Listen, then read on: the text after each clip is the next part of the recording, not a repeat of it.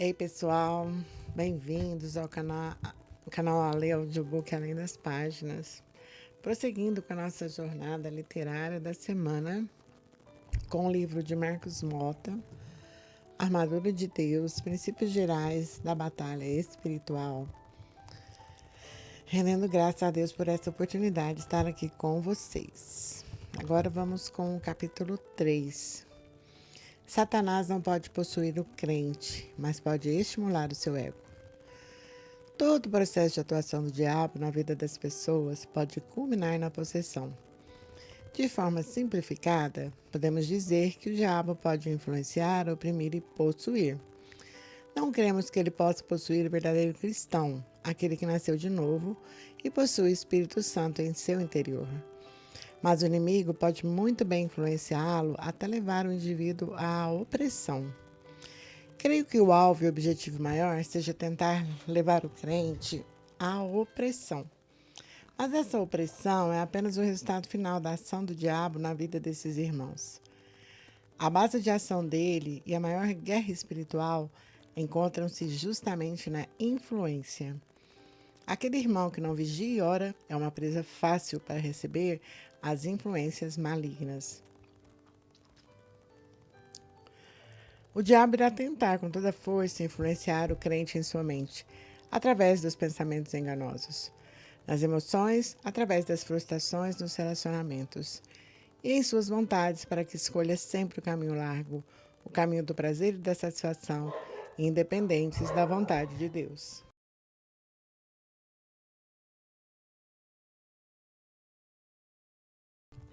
O ser humano é dividido em corpo, alma e espírito. Essas três áreas são a expressão da alma humana. A Bíblia nos afirma que nosso espírito está pronto, nosso corpo está contaminado com a natureza pecaminosa e por isso deverá ser trocado. Sobra, portanto, a nossa alma para que seja transformada. Romanos 12, versículo 2. Nossa alma é o centro de nossa personalidade. Em outras palavras, é o nosso eu. Originalmente, nosso eu foi criado para expressar nosso espírito, que possuía completa comunhão com Deus. Porém, com a queda desse eu humano, foi atraído pela natureza pecaminosa, que passou imediatamente a tentar satisfazer as necessidades do nosso corpo de uma forma independente daquilo que Deus planejou para ele. Exemplo: Deus planejou o sexo para ser desfrutado dentro do casamento. O sexo é prazeroso e foi criado e dado por Deus. No entanto, com a queda, nosso corpo deseja o sexo separado da vontade de Deus. Daí surgem o adultério, a fornicação e as impurezas sexuais.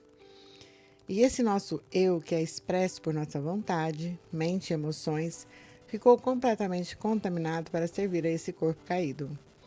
O corpo é apenas físico e constituído de matéria. Ele não possui ação ou interação espiritual. Mas nossa alma, não. Ela foi criada para manifestar nosso espírito e não para fazer os desejos das necessidades do corpo com seus instintos e sentidos. Por isso, o alvo do diabo é atacar nosso eu, para que ele se fortaleça contra Deus, para que nossa alma seja contrária à vontade de Deus. Quando nascemos de novo, nosso espírito é recriado e começa a ouvir as direções do Espírito Santo para retomar o controle do nosso ser. Daí vem o diabo tentando impedir isso. Ele não deseja que nossa alma expresse nosso espírito. Dessa forma, ele procura, com todo o seu poder de influência espiritual, atingir nosso eu, a fim de que ele continue servido ao corpo e não ao espírito. Esse é o pano de fundo da batalha espiritual no crente. Satanás deseja reconquistar o território perdido do novo nascimento. Como ele não pode agir em seu espírito, então ele age em seu eu, a expressão de sua alma caída. O crente que negligencia o processo de transformação da alma é uma presa fácil para a ação do diabo no nível da influência. A forma como o diabo age na vida do crente para levá-lo ao pecado é agindo em seu eu ou ego. O diabo não pode fazer você se irar, mas pode agir em seu ego, estimulando você a perder a paciência para que você fique irritado. A paciência é um fruto do espírito. Você a tem quando está em linha com ele, alimentando essa relação espiritual. Mas se você permitir ser atingido pelo diabo em seu ego, simplesmente você perderá a paciência e cairá na ira, pecando contra seu próximo. Ele não pode simplesmente fazer cometer adultério, mas ele pode induzi-lo a acreditar que a fidelidade é algo muito difícil de ser seguido nos dias atuais. E ainda mais adiante de tantos desentendimentos que você tem com seu cônjuge, levando-o a crer que não vale a pena permanecer casado, ou apenas descontar os abusos ou as acusações que seu cônjuge tem praticado contra você. Ele convence você de que é normal. E dessa forma, você cai na tentação do erro e acaba alimentando o pensamento adúltero. O alvo do diabo na batalha espiritual é despertar o ego a servi-lo em seu propósito maligno de destruir a vida do crente. Costumo dizer que o diabo sabe que não pode levar você para o inferno, então ele se programa para trazer o inferno até a sua vida. Dessa forma, a batalha espiritual na vida do crente passa pelo pensamento, pelas emoções e pela vontade. Os pensamentos vão produzindo as fortalezas, os preconceitos. As ofensas sem o perdão apropriado vão corroendo suas emoções, gerando as incertezas, a falta de fé e o sentimento de desesperança. E culmina no que chamamos de uma pessoa doente na alma. No campo das escolhas, ele age no ego, gerando orgulho tanto em sua face da vanglória quanto da inveja. Não nos deixemos possuir de vanglória, provocando uns aos outros, tendo inveja um dos outros. Gálatas 5, versículo 26. Tanto a vanglória quanto a inveja são as duas faces de uma mesma moeda. Em 2 Coríntios 10, versículo 5, vemos a palavra altivez. Ela significa algo elevado, uma estrutura elevada, um muro alto, uma parede que não permite a você enxergar o outro lado. Em outras palavras, isso é o orgulho. Este nada mais é do que a manifestação do ego. No entanto, de acordo com a carta aos Gálatas, ele pode se manifestar tanto pela vanglória, um pensamento superior, quanto pela inveja, que é consequência de uma falsa humildade, aquele que ao se comparar com o outro se vê como inferior. Dessa forma, tanto aquele que chamamos de orgulhoso ou que possui autoestima elevada, quanto aquele que possui uma baixa autoestima são, na verdade, a expressão do ego. Alguns dão o nome de complexo de superioridade e complexo de inferioridade, mas nada mais são que a expressão do orgulho ou ego. São pessoas que constantemente estão olhando para si mesmas e sempre se comparando com outras. Porém, não percebem o quanto isso é maléfico para elas. E é justamente por essa porta que o diabo entra alimentando, através de pensamentos, com o propósito de trazer infelicidade, descontrole emocional, desesperança, até que consiga passar ao seu próximo passo, a opressão. Não nos deixes cair em tentação. Apesar de Satanás ser mais poderoso que nós, ele não tem autoridade legal para nos causar dano. Mas ele pode e usa de astúcia para nos enganar e seduzir. Não só isso, mas também ativar nosso ego com o fim de nos conduzir à tentação e à queda. O Senhor Jesus nos ensinou, na oração do Pai Nosso, como deveríamos orar para que o Pai nos livrasse do mal e não nos deixasse cair em tentação, porque a queda é o resultado final do processo de tentação. Nós não experimentamos a queda de uma noite para outra. Normalmente, não pecamos de forma instantânea. Não há nenhum crente casado que saia de casa com o firme propósito de trair sua esposa, ou nenhuma irmã crente saia de sua casa para adulterar de forma premeditada. Ninguém pode esquecer-se disto. A queda é resultado de um processo. Todos nós somos bombardeados por nossa vontade, por preconceitos, por expectativas. E, além de tudo, estamos inseridos em uma rede de relacionamentos. Não estamos sozinhos. Estamos ligados com o mundo, em sociedade, com os irmãos da igreja, com nosso trabalho, estudo e por aí vai. Nesse mundo moderno, virtual, estamos conectados. Essa conexão me liga a tudo que me cerca, e isso vai muito além dos relacionamentos pessoais. Caminha até mesmo para as coisas físicas que nos rodeiam. Se tenho ou não uma casa que supre minhas expectativas, ou um carro que atende meus padrões do momento, ou a cadeira onde sento para trabalhar. Porque, ao final do dia, Uma pessoa pode ter tantas dores nas costas, de repente ela percebe que a cadeira em que senta não é apropriada para seu uso. Perceba que tudo está conectado a você, e essa conexão irá interferir em sua vida, quer você queira ou não.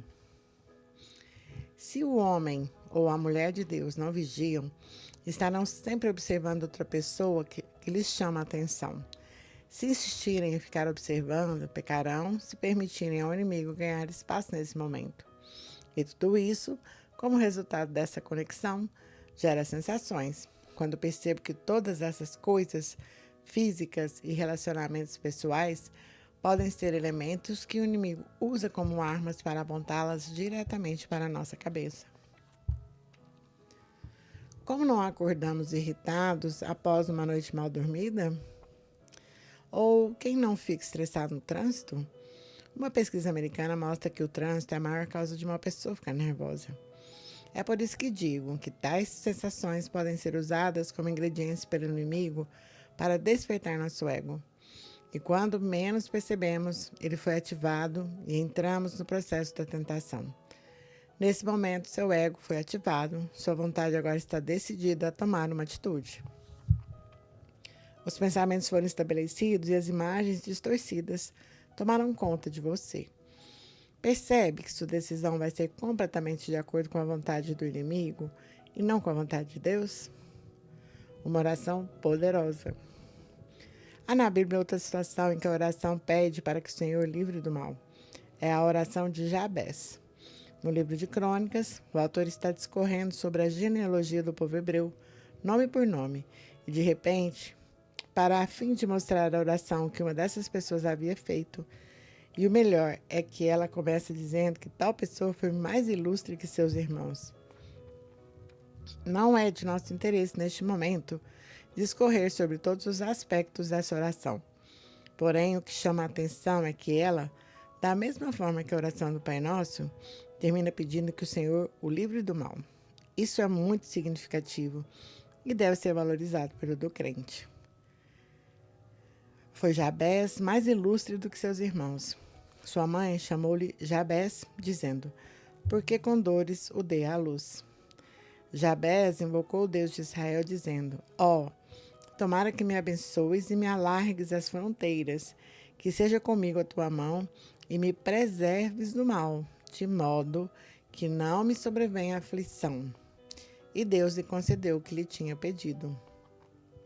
1 Crônicas 4, versículos 9 e 10. Percebe que Jabés se tornou ilustre porque Deus lhe concedeu o que tinha pedido? Isso fez tornar-se ilustre.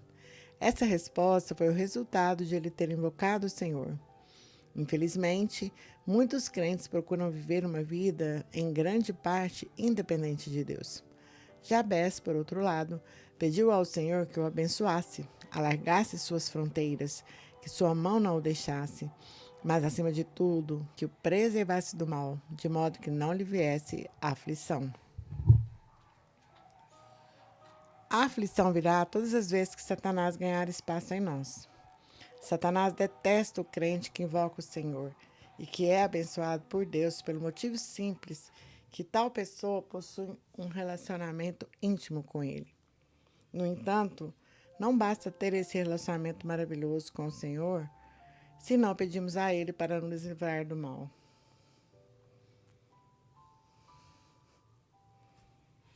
Perceba que preservar ou livrar do mal vem antes da aflição. A aflição é o resultado da tentação, o resultado da operação do mal, seja em qual circunstância for. Aflição, no original hebraico, é atzab, que significa ferir, doer ou estar ferido ou com dor. Bastante sugestivo para quem tinha o nome de Jabés, que significa afligir ou ser causador de dor. Jabés não queria ser um experimentador, Jabés não queria ser nem experimentar daquilo que havia nascido. Nós também temos uma natureza maligna que nos faz pecar, mas não queremos ir até o ponto de pecarmos. Livrar do mal é pedir que o Senhor nos livre dessa tentação que nos faz pecar.